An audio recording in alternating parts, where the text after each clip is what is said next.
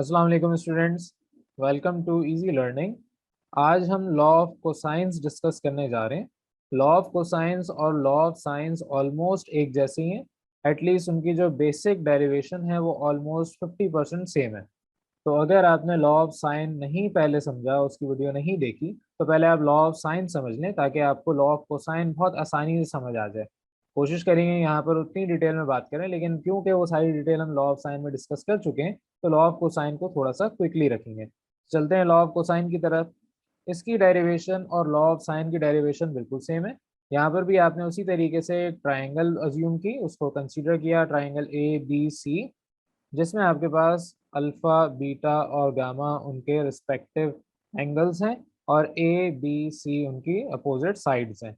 ये पूरी डायग्राम सब कुछ वही है। आपने उसी तरीके से कंसीडर करना है कि ट्राइंगल आपका स्टैंडर्ड कंडीशन में है जिसमें सी आपका ओरिजिन पे है और आपके पास उसके कोऑर्डिनेट्स सी के 0,0, बी के a,0 और ए के x,y कोऑर्डिनेट्स हैं।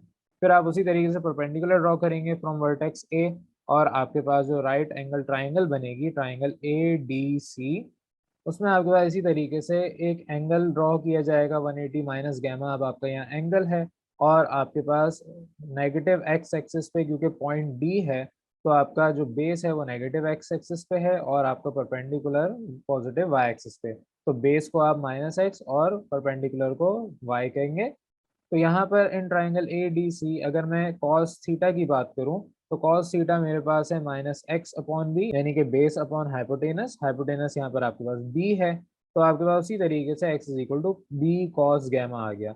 यहाँ पर मैं इतनी डिटेल में नहीं जा रहा क्योंकि लॉ ऑफ साइन में मैंने काफ़ी डिटेल में समझाई हैं ये सारी चीज़ें, तो आप वहाँ पर जाके इसको रिवाइज कर सकते हैं। सिमिलरली आपके पास यहाँ पर फॉर साइन थीटा आपका perpendicular upon hypotenuse y upon B is equal to sine 180 minus gamma. तो यहाँ पर 180 माइनस गैमा किस तरीके से साइन गैमा में कन्वर्ट हुआ, ये आपके पास बेसिक पार्टीशन कोऑर्डिनेट सिस्टम आपको क्लियर होना चाहिए। सेकंड कोऑर्डिनेट आपके पास साइन थीटा का पॉजिटिव होता है, तो वहां पर आपके पास 180 minus gamma basically sine gamma में डायरेक्ट कन्वर्ट हो सकता है। ये आपकी ट्रिग्नोमेट्रिक आइडेंटिटीज कुछ फॉर्मूलाज हैं जो कि आपको याद होने चाहिए। तो बहरहाल y is equal to B sine gamma, इस तरीके से आपके पास एक ए के कोऑर्डिनेट आ गए, यानी ए वर्टेक्स एक्स वाई के कोऑर्डिनेट्स आपने निकाल लिए। यहाँ तक तो सारा काम वही है जो आपके लॉ ऑफ साइन में था। लॉ ऑफ साइन में हमने काफी डिटेल में इसको देखा है, तो आप उसको वहां पर जाके दोबारा वीडियो को अटेंड कर सकते हैं। यहाँ पर अब इसके आगे से काम आपका लॉ ऑफ कोसाइन के लिए स्टार्ट हो रहा है। अब लॉ ऑफ कोसाइन अगर आपको मालूम करना है तो यहाँ पर डायग्राम हुई है, आपका सी ओरिजिन पे है, यहाँ पर बी और यहाँ पर ए है। तो यहाँ पर आपने इसी तरीके से कहा कि अगर मैं डिस्टेंस फार्मूला इस्तेमाल करूँ, डिस्टेंस फार्मूला आपके पास क्या है, अगर मैं ए से लेके बी तक का डिस्टेंस निकालूं तो ये सी के बराबर है बेसिकली। और ए के कोऑर्डिनेट हमारे पास हैं एक्स कॉमा वाई, बी आपके पास है ए कॉमा जीरो। तो आपके पास कोऑर्डिनेट्स किस तरीके से लिखे जाएंगे, ए से बी तक का डिस्टेंस बी के कोऑर्डिनेट माइनस ए के, ये फॉर एक्स कोऑर्डिनेट, और सिमिलरली वाई के कोऑर्डिनेट बी माइनस वाई के कोऑर्डिनेट ए के। तो आपके पास डिस्टेंस फार्मूला क्या है ये आपको क्लियर होना चाहिए। अगर आपको नहीं याद तो मैं इसको जल्दी से लिख देता हूँ। आपके पास बी के कोऑर्डिनेट्स अगर x2 हैं और ए के कोऑर्डिनेट x1 कह रहे हैं, तो ये आपके पास x कोऑर्डिनेट का डिफरेंस प्लस, मेरे पास जगह खत्म हो गई है तो आपके पास अंडर रूट कंटिन्यू है, आपके पास प्लस y2 माइनस y1 का होल स्क्वायर। ये आपके पास इसका फॉर्मूला है। तो बहरहाल आपने यहाँ पर अपने कोऑर्डिनेट्स पुट किए, आपके पास ये a minus b whole square है, तो a square plus b square minus 2ab, और ये माइनस वाई का होल स्क्वायर इस तरीके से ओपन हो गया। अभी आपने सिर्फ इसको फॉर्मूले के मुताबिक ओपन किया, तो यहाँ पर आपके पास अब जहाँ जहाँ x और y है वहां पर आप वैल्यूज पुट करेंगे। तो आपको रूट कैंसिल करना है तो आप दोनों तरफ स्क्वायरिंग करते हैं, स्क्वायरिंग बोथ साइड में आपके पास जो रूट है और स्क्वायर आपस में कैंसिल हो जाएगा, सी स्क्वायर आपके पास ये वैल्यू आ जाएगी। अब यहाँ पर आपका x जो है आप a के कोऑर्डिनेट पुट करेंगे, x के आपकी वैल्यू थी b कॉस गैमा और y की वैल्यू थी b साइन गैमा। तो सिंपली आपने यहाँ पर उसको पुट कर दिया। अब स्क्वायर ओपन करेंगे तो b square cos square gamma और similarly b square sine square gamma. अब ए स्क्वायर अलग से आपने लिख दिया, b square sine square gamma plus b square cos square gamma, इन दोनों में आपके पास यहाँ पर बी स्क्वायर कॉमन है, तो आपने बी स्क्वायर दोनों से कॉमन लिया तो आपके पास cos square plus sine square theta आ गया। और सिमिलरली आपके पास माइनस 2ab कॉस गैमा, ये एज इट इज आपने अलग कर दिया। अब आपको एक आइडेंटिटी पता है ट्रिग्नोमेट्री की कि cos theta plus sine theta 1 के बराबर होते हैं। तो आपने इस ब्रैकेट की जगह 1 पुट कर दिया बाय यूजिंग ट्रिग्नोमेट्रिक आइडेंटिटी। तो यहाँ पर आपके पास c square is equal to a square plus b square minus 2ab cos gamma, ये आपका लॉ ऑफ कोसाइन एक प्रूव हो गया।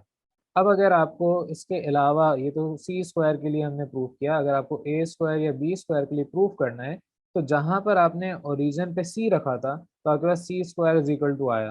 तो वर्टेक्स सी की जगह अगर मैं यहाँ पर वर्टेक्स ए रख दूं तो जाहिर है इसके सारे कोऑर्डिनेट्स के मुताबिक चेंज होंगी वैल्यूज। यहाँ पर आपका अगर ए आएगा तो यहाँ पर अल्फा, यहाँ अगर बी रहने दें तो बीटा, और यहाँ सी रख देंगे तो ये गैमा हो जाएगा। सिमिलरली अगर मुझे बी स्क्वायर के लिए प्रूव करना है तो यहाँ पर मैं इसकी जगह बी वर्टेक्स को रखूंगा तो आपके पास यहाँ पर बी आ जाएगा, यहाँ बेशक सी रहे यहाँ पर ए रहे। तो यहाँ पर आप सिर्फ ओरिजिन पे अपने वर्टाइसिस रोटेट करवाते रहेंगे तो आपके पास ये चीज़ें प्रूव होती जाएंगी। तो क्योंकि आपको एग्जाम में जो पूछा जाए वो प्रूव करना है, कभी आपसे ये सिर्फ बोल दिया जाता है इसको प्रूव करें, कभी आपको ये बोल दिया जाता है इसको प्रूव करें, या कभी ये भी पूछ लिया जाता है। तो बहरहाल जो भी आपसे अगर स्पेसिफिकली पूछा जाएगा तो उसके लिए मैंने आपको बता दिया तरीकेकार, मैंने आपको सिखाया, डेरिवेशन पूरी आपको समझाई फॉर सी स्क्वायर। लेकिन आपको मैंने बता दिया आप उसको घर पे भी ट्राई करेंगे कि आपके पास अगर बोल दिया जाए कि a square is equal to this proof करें तो आपको किस तरीके से प्रूफ करना है। उसका सिंपल सा तरीका है कि आपने इस डायग्राम में अगर यहाँ पर a square is equal to proof करना है तो आप अपना ओरिजिन ए वर्टेक्स से स्टार्ट करेंगे, और जो भी डेरिवेशन हमने की उसमें जहाँ जहाँ चेंजेस है वहाँ पर आप उसको चेंजेस के साथ लिखेंगे। तो ये सिंपल से आपके पास लॉ ऑफ कोसाइंस से। यहाँ पर याद रखने की ट्रिक क्या है, आपके पास तीन साइड्स हैं ए बी और सी। तो अगर सी स्क्वायर मालूम करना है तो बकिया दो साइड के स्क्वायर का सम -2 उन्हीं दो साइड ए बी, और कॉस गैमा, गैमा वो आपके पास एंगल जो आपके सी वर्टेक्स के लिए। तो इसी तरीके से अगर ए के लिए आप कर रहे हैं तो बाकी दो साइड्स बी और सी हैं, और आपका जो एंगल है वो ए के रिस्पेक्टिवली अल्फा है। और सिमिलरली आपके बी के लिए भी सेम वही कंडीशन है।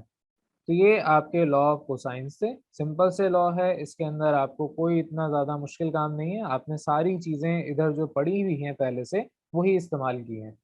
तो उम्मीद है आपको ये लॉ ऑफ कोसाइन भी क्लियर हो गया होगा। फिर भी अगर कोई प्रॉब्लम है इस वीडियो को एक दफ़ा दोबारा रिवाइंड करके देखें, और अगर कोई भी कन्फ्यूजन हो तो आप कमेंट सेक्शन में मुझसे पूछ सकते हैं। Thank you for watching. अल्लाह हाफिज़।